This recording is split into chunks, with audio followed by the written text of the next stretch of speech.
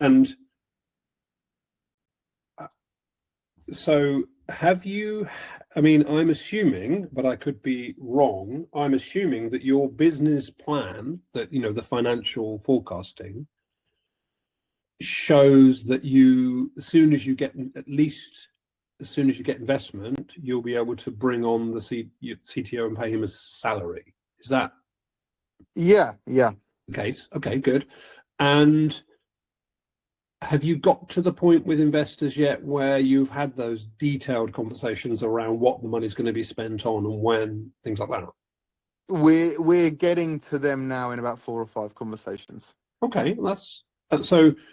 I guess what I'm asking is, have any investors said to you, why haven't you got a full-time CTO? Or have you said to any investors, we will have a full-time CTO as soon as we get investment, so that we can afford, you know, their minimum.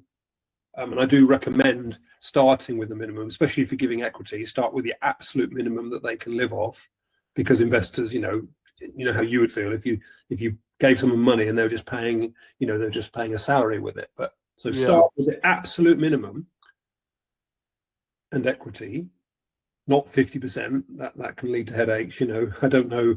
It'll obviously be dilutable, the equity you give to the CTO, but it can't be 50%, and you'll have to have an options pool, and you'll have to dilute for investors anyway. But that's a separate thing. But the question I have is, have you had any feedback on, or had a conversation around, you know, once we get investment, we'll be paying a salary to our CTO to mitigate that risk of not having a CTO?